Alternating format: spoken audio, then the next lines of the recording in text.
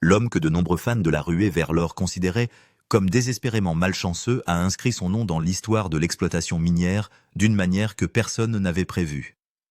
Fred Lewis, l'ancien soldat des forces spéciales de l'armée américaine, qui avait abandonné son service militaire pour se lancer dans l'exploitation de mines d'or et qui avait échoué à plusieurs reprises sous l'œil impitoyable de la télévision nationale, a réussi ce que la plupart des experts croyaient impossible. Il a transformé un site minier abandonné depuis longtemps dans le Montana en une découverte d'or évaluée à près de 90 millions de dollars. Il s'agit de l'endroit même que les mineurs appelaient autrefois Coyote Creek Claim, un site dont l'exploitation a été officiellement arrêtée dans les années 1980 après des années de déception d'argent gaspillé et de marmites vides. Pendant des décennies, Coyote Creek a été considéré comme terminé. Les compagnies minières s'y succédaient, convaincues d'avoir déjà déterré tout ce qui valait la peine d'être trouvé. Les machines continuaient à tourner, le carburant était brûlé, et les équipes travaillaient avec acharnement, mais l'or n'apparaissait jamais en quantité significative. Au milieu des années 90, les chiffres n'avaient plus de sens.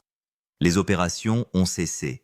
Les tunnels ont été abandonnés et le terrain a été laissé derrière comme un mauvais souvenir.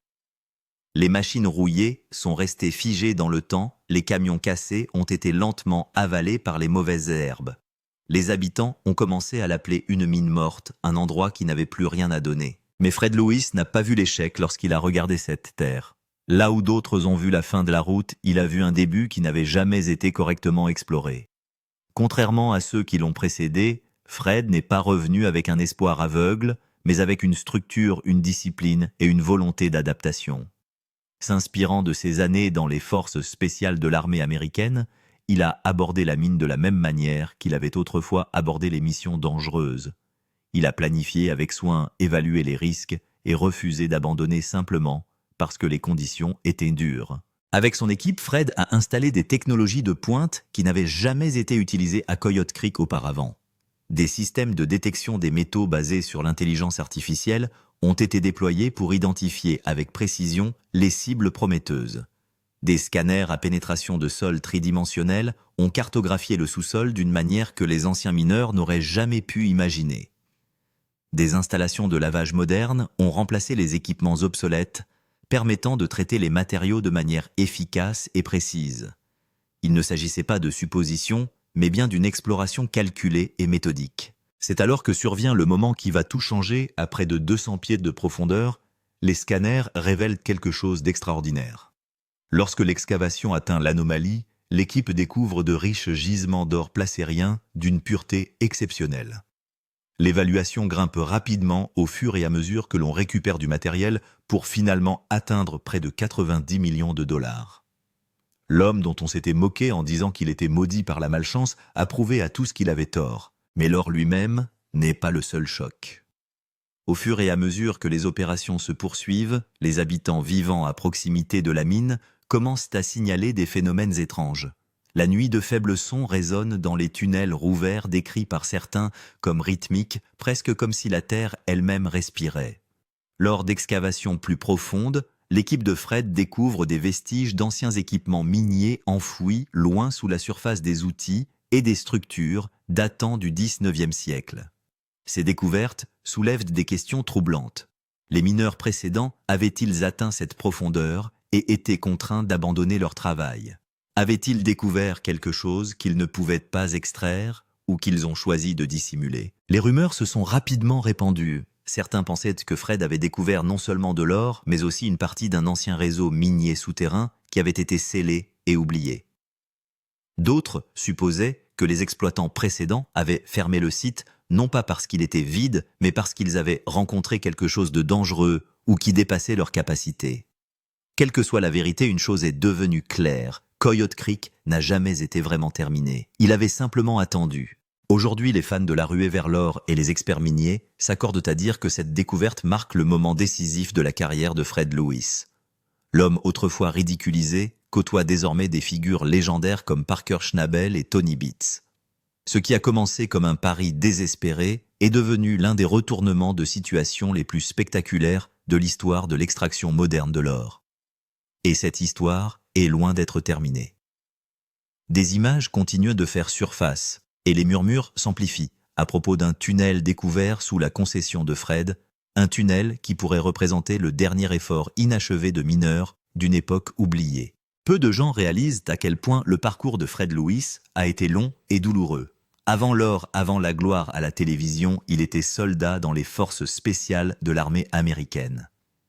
Il a passé des années à servir son pays dans des conditions extrêmes, accomplissant des missions où l'échec n'était pas une option et où le travail d'équipe était synonyme de survie. Lorsqu'il a quitté l'armée, cependant, la transition vers la vie civile a été brutale. La structure avait disparu, la mission n'était pas claire. À l'intérieur de lui est né un profond sentiment de vide qui exigeait un but. L'extraction de l'or est devenue cet objectif. Au début, personne ne croyait en lui. Il n'avait pas d'investisseurs importants, peu d'expérience, et devait faire face à l'une des industries les plus impitoyables au monde. Au cours des premières saisons de Gold Rush, les échecs l'ont poursuivi sans relâche. Les machines sont tombées en panne au pire moment, les concessions n'ont rien produit. Les membres de l'équipe sont partis. Les critiques en ligne l'ont qualifié de mineur le plus malchanceux au monde. Mais Fred a refusé d'accepter cette identité. Chaque échec est devenu une leçon. Chaque revers l'a forcé à repenser, à s'adapter, à aller de l'avant. Pour lui, l'exploitation minière n'a jamais été une simple question d'argent. Il s'agissait de prouver sa résilience. Il s'agissait de montrer que la défaite ne devient permanente que lorsque l'on cesse de se relever. Sa formation militaire lui a appris que la retraite n'est pas synonyme de capitulation. Elle signifie se regrouper et revenir plus fort. Cet état d'esprit l'a finalement ramené à Coyote Creek. Autrefois symbole de défaite, la mine est devenue son dernier refuge. Lorsque Fred a annoncé son plan de reprise des opérations, les gens ont ri ouvertement. Certains l'ont averti qu'il brûlait ses dernières économies. D'autres lui ont dit que la terre était maudite, épuisée et dangereuse. Même des membres de sa propre équipe ont exprimé des doutes. Mais Fred a ressenti quelque chose de plus profond, une conviction qu'il ne pouvait pas ignorer, comme si le sol lui-même l'appelait à revenir. Il a promis à sa famille que ce serait sa dernière tentative. Si elle échouait, il partirait pour de bon. Sa femme Cara craignait un autre chagrin d'amour, un autre effondrement émotionnel, comme ceux qu'il avait endurés auparavant. Mais Fred était différent cette fois-ci. Plus calme, plus concentré, ancré dans tout ce qu'il avait appris. Alors qu'il entrait dans la mine abandonnée, entouré de silence, d'air froid et de machines rouillées, ses yeux ne contenaient que de la détermination. Lorsque la première couche de terre a été enlevée et que les scanners ont confirmé ce qui se trouvait en dessous, il a eu l'impression que des années d'échecs s'effaçaient en un seul instant. Cette décision, le plus grand risque de sa vie, est devenue le tournant qui a tout transformé. 90 millions de dollars en or ont suivi, mais plus important encore, la rédemption a suivi. Fred Lewis a prouvé que les secondes chances existent même dans les endroits que le monde a déjà abandonnés. Parfois, tout ce qu'il faut, c'est le courage de creuser là où personne n'ose regarder. Il a équipé l'ensemble de l'installation minière d'outils modernes. Tout d'abord, un scanner de sol 3D qui convertit les couches du sol en une carte numérique lui a permis de voir clairement les zones à forte densité minérale et les zones où le sol est nu. Au lieu des anciennes cartes, il disposait désormais d'une carte numérique en direct qui enregistrait chaque mouvement. Fred a ensuite installé le système de détection de métaux AI, un capteur avancé capable de distinguer les métaux ordinaires des véritables signaux d'or. Cette machine envoyait des vibrations dans les couches profondes afin d'analyser les zones présentant les plus fortes concentrations d'or. Alors qu'auparavant, les gens ne faisaient que deviner, la science est désormais à l'œuvre. Son équipe est stupéfaite de voir que chaque bip signale un nouveau jackpot potentiel. Mais la technologie seule ne suffit pas. Le traitement devait lui aussi être moderne. Fred a donc remplacé l'ancienne station de lavage par une nouvelle installation hydraulique de récupération de l'or, qui nettoie chaque particule minuscule sans endommager le sol. Son efficacité était telle que ce qui prenait auparavant des heures était désormais réalisé en quelques minutes. Économie d'eau, meilleure séparation et production propre. Tout était précis et surtout Fred a calibré lui-même toutes ses machines. Il restait debout toute la nuit pour observer les relevés, vérifier les graphiques sur son ordinateur portable et chaque matin donner à son équipe de nouvelles coordonnées de creusement. Pour lui, il ne s'agissait pas seulement d'exploitation minière, mais d'une mission visant à remettre en question les vieilles croyances à l'aide de la technologie moderne. Et le résultat était le même.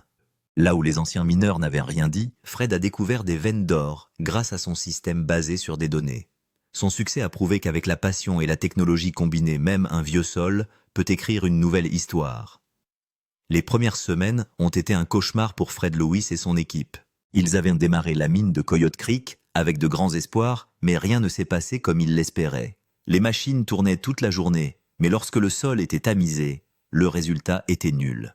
Chaque soir, le bac ne donnait que de la boue et des cailloux. La fatigue se lit sur le visage de Fred, mais il n'abandonne jamais ses hommes. Son équipe perd peu à peu courage. Quelqu'un a dit « Patron, peut-être que tout le monde avait raison. Il n'y a rien ici. » Mais Fred a simplement dit « Si tout était facile, n'importe qui aurait trouvé de l'or. » Les machines ont également échoué. Un jour, un tuyau de la station de lavage a éclaté. Le lendemain, la conduite hydraulique de l'excavatrice.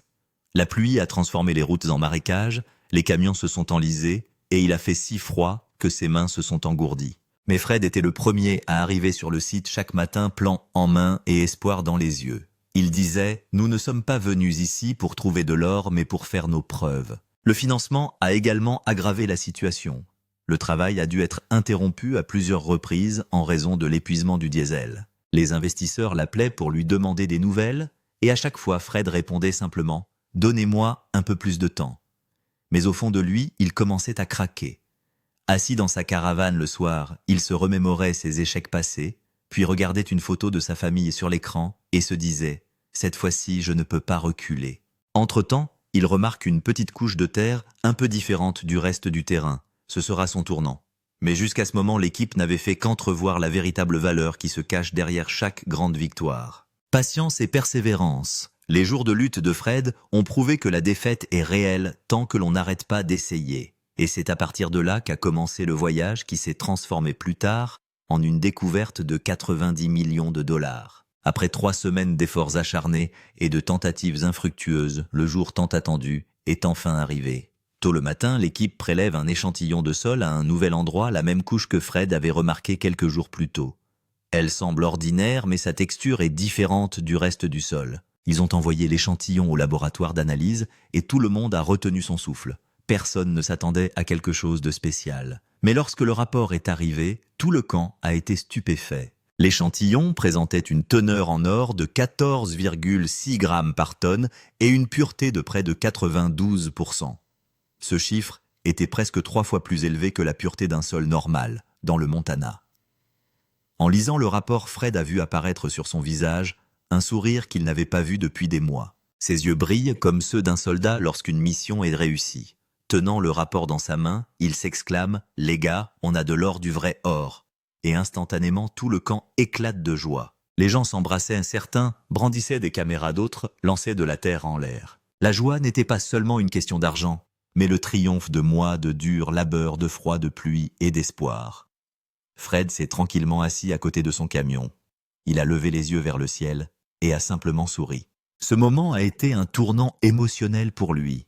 Il s'est souvenu de toutes les moqueries, les blagues et les échecs qu'il avait endurés. Mais la situation avait changé. Il a rassemblé l'équipe et a dit « Il n'y aura plus de retour en arrière maintenant. Nous avons gagné la bataille avec des preuves. » Dès le lendemain, ils ont commencé à fouiller le site à grande échelle. Chaque fois qu'une ligne dorée apparaissait dans la poêle, l'équipe était remplie d'une nouvelle énergie. La caméra a zoomé sur le visage de Fred, un mélange de sueur, de poussière et de joie. Ce fut le moment décisif qui changea à jamais le destin de la mine de Coyote Creek et la vie de Fred Lewis. Depuis ce jour, un nouveau nom est entré dans le monde de la ruée vers l'or. Fred Lewis, l'homme qui a ramené l'or à la vie. C'était le matin. Les premiers rayons du soleil touchent les collines du Montana. L'air est frais et tout le camp est rassemblé autour du site où l'on creuse depuis quelques jours. Une énorme grue soulève lentement une lourde charge de terre. Un drone filme le moment d'en haut, la poussière qui s'élève d'en bas, le bruit des machines et la lueur d'anticipation dans les yeux de l'équipe. Alors que la grue s'élève, un reflet doré apparaît parmi les monticules de terre. Quelqu'un s'écrie « Attendez, je vois quelque chose ». Le cœur de chacun se met à battre la chamade. Lentement, le moment arrive où la lumière du soleil tombe pour la première fois sur cet objet doré, et tout le site devient silencieux pendant quelques secondes. Alors que la terre se retire, l'objet se révèle de l'or placérien pur scintillant, comme si la Terre avait libéré un trésor de son giron. La caméra fait un zoom sur cette ligne d'or, et une musique de suspense joue doucement en arrière-plan. Fred tend la main et ramasse un morceau d'or, les larmes aux yeux. Il dit simplement « Nous l'avons fait ». D'après les rapports de laboratoire, les fouilles de cette semaine-là ont produit environ 27 000 onces d'or, soit une valeur marchande d'environ 90 millions de dollars. Ce n'était pas seulement une découverte, c'était l'histoire qui se répétait. Les anciens mineurs qui disaient que cette mine était finie n'en croyaient probablement pas leurs yeux aujourd'hui. À ce moment-là, toutes les caméras étaient braquées sur Fred et son équipe, certains riant, d'autres pleurant, d'autres encore labourant le sol, s'imprégnant de l'instant. Le plan du drone s'élève, le scintillement de l'or en contrebas et la joie qui règne tout autour. Fred se tient avec son équipe, couvert de poussière mais la tête haute. La satisfaction qui se lit sur son visage est indescriptible. Il a prouvé que là où tout le monde voit une fin, il peut y avoir un nouveau départ. Il ne s'agit pas seulement d'une victoire de 90 millions de dollars, mais de la victoire d'un soldat qui, en extrayant l'histoire du sol, a une fois de plus étonné le monde.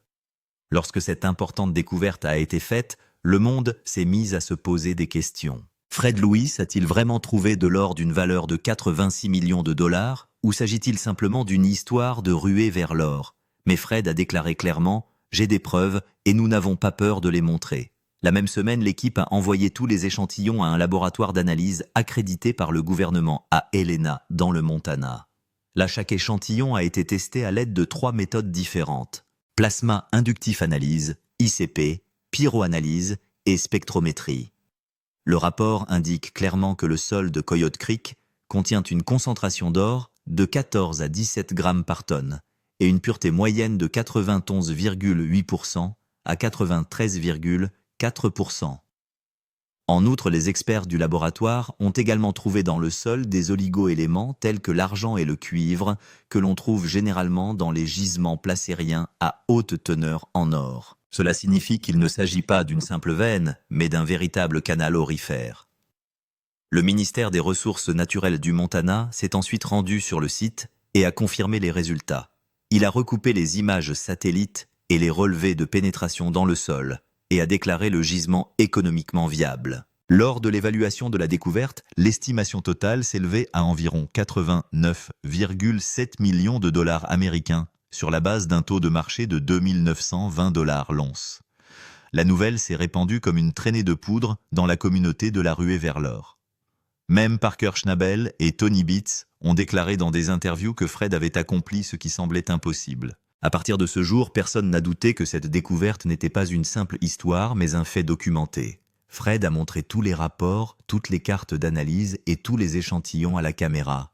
Il a dit que les résultats, et non les rumeurs, parlaient d'eux-mêmes. Les journaux locaux l'ont également confirmé. Le Montana Mining Journal a écrit en première page « Abandoned Coyote Creek Mine produces multi-million dollar gold yield after 40 years ». La mine abandonnée de Coyote Creek produit de l'or pour plusieurs millions de dollars après 40 ans. Plusieurs experts indépendants ont également affirmé qu'il s'agissait de la plus grande découverte vérifiée des 2 dernières décennies. La crédibilité de Fred s'en trouve renforcée. Il n'est plus une simple vedette de la télévision, mais un véritable chercheur d'or. Mais si le succès est grand, le mystère l'est tout autant. Au fur et à mesure que l'excavation s'approfondit, l'équipe remarque des choses étranges. La nuit, lorsque tous les travaux sont arrêtés, de faibles bruits proviennent du site comme des cliquetis de métal à l'intérieur du tunnel. Une nuit, le mécanicien Mike dit « Patron, j'ai entendu des pas clairs comme si quelqu'un marchait ». Fred en a d'abord ri, mais lorsque la caméra a été vérifiée, des vibrations ont été enregistrées, même si personne ne se trouvait sur le site à ce moment-là. Peu à peu, la population locale a commencé à raconter de vieilles histoires. Les anciens d'un village voisin ont déclaré que dans les années 1800, un groupe minier autochtone avait découvert une chambre sacrée à cet endroit et l'avait scellée. On dit qu'ils ont baptisé ce site Earth's Breath, le souffle de la terre, en raison des faibles échos qui en émanaient la nuit comme si la terre respirait. Certains pensent que ces mêmes sons peuvent encore être entendus aujourd'hui, et ce même endroit se trouve maintenant sous les fouilles de Fred. Et lorsque les fouilles ont atteint 200 pieds, l'équipe a découvert d'anciens outils en métal, des ciseaux, en fer, des têtes de pioche en bronze et une plaque gravée dans la pierre. La plaque était gravée de symboles étranges qui semblaient antérieurs aux outils modernes. Fred les a immédiatement mis en sécurité et a appelé un archéologue. Les experts pensent que les outils pourraient dater d'environ 1860, ce qui signifie que l'exploitation minière dans cette mine a eu lieu avant même l'existence des équipements modernes. Les théories fusent. Ces anciens mineurs cachaient-ils quelque chose à cet endroit? Ou y avait-il un ancien sentier minier enfoui? Les bruits nocturnes, les vibrations inexpliquées et ces symboles ajoutent au mystère de l'histoire. Fred dit que nous sommes peut-être sur le point de trouver non seulement de l'or, mais aussi un ancien mystère. Aujourd'hui, la mine de Coyote Creek n'est plus seulement un site minier, mais un lieu où l'histoire, la science et le mystère se conjuguent pour écrire une nouvelle histoire. Et tandis que la caméra fait un panoramique sur le site en cette nuit calme, le même son se fait entendre au loin. Ton, l'incroyable découverte de Fred Lewis a ébranlé toute la communauté de la ruée vers l'or. Les médias sociaux ont explosé. Le buzz sur Reddit, YouTube et Twitter était Fred a-t-il battu Parker Schnabel et Tony Beats? Certains fans ont écrit Fred a prouvé que l'or véritable ne se trouve pas par chance, mais par persévérance. Alors que certains téléspectateurs de longue date ont dit qu'ils n'avaient jamais imaginé que l'homme qui était devenu l'incarnation de l'échec, dans la première saison, deviendrait la plus grande sensation de l'émission. Des milliers de vidéos de réactions ont inondé YouTube. Certains ont loué le travail acharné de Fred, tandis que d'autres ont débattu de sa technologie.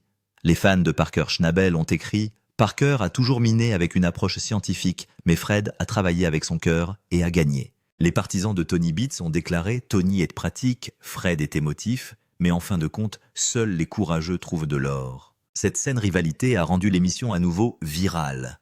Des experts miniers et des géologues ont également fait part de leurs réflexions sur la découverte. Un analyste de l'Institut canadien des mines a déclaré « La découverte de Fred n'est pas seulement un triomphe de l'or, mais aussi de la méthodologie moderne. » Un expert en environnement a souligné que le processus d'extraction de Fred utilise 40% d'eau en moins que les méthodes traditionnelles. Un nouvel exemple d'exploitation minière durable. Discovery Channel a elle-même réalisé une émission spéciale intitulée « Le retour du soldat mineur ». L'animateur a déclaré qu'il ne s'agissait pas seulement d'une histoire d'argent, mais d'un homme qui a tout perdu et qui s'est reconstruit. Des hashtags ont émergé sur les médias sociaux « Fred Lewis »,« Gold Coyote Creek Miracle »,« Joe Gold Rush Redemption ». Des millions de personnes ont déclaré qu'il s'agissait du moment le plus inspirant de la saison de la ruée vers l'or. C'était la nuit. Les travaux d'excavation étaient terminés, les machines s'étaient arrêtées et le silence régnait. Fred Lewis, les vêtements couverts de boue, est assis à côté de son camion. La caméra fait un lent panoramique vers lui, son visage est fatigué mais satisfait. Il prend une profonde inspiration et dit « Je n'ai pas seulement trouvé de l'or, j'ai trouvé ma propre identité. » Sa voix avait la profondeur que seul un vrai soldat ou guerrier possède, quelqu'un qui s'est relevé après chaque échec. Il a regardé la caméra et a dit « Les gens ont dit que j'étais un raté, que je ne serais jamais comme Parker ou Tony, mais peut-être que j'ai fait quelque chose de différent. J'ai appris à ne pas abandonner. » Derrière lui, certains membres de l'équipe étaient assis en train de rire, d'autres buvaient du café au coin du feu, et d'autres encore regardaient simplement le ciel. Il y avait une paix évidente dans l'air ce soir-là, comme si la Terre elle-même remerciait Fred. La caméra effectue un lent panoramique sur le site, la Terre éparpillée, les minuscules morceaux d'or, et une équipe fatiguée, mais souriante. Une musique douce et émouvante est diffusée en arrière-plan. Fred poursuit. Parfois nous ne creusons pas pour l'or, nous creusons pour nous-mêmes, et c'est là le plus grand des trésors. Ces paroles ont fait pleurer toutes les personnes présentes. Avant de partir, il a ramassé une poignée de terre, l'a regardé et a dit doucement « Merci mon vieil ami, tu m'as appris à revivre. » Cette terre était peut-être la même que celle qui l'avait fait tomber, mais aujourd'hui, elle l'avait relevée. La caméra s'éteint. Sous les étoiles du ciel, cette mine abandonnée est devenue une légende. Fred Lewis a extrait de l'or, mais la véritable richesse a été sa foi, son travail acharné et le triomphe de son esprit. C'est peut-être la véritable histoire de la ruée vers l'or. Puis, la bande sonore retentit. Si vous aussi vous pensez qu'il ne faut jamais abandonner, alors aimez cette vidéo, partagez-la et n'oubliez pas de vous abonner car l'or véritable se trouve là où l'espoir demeure.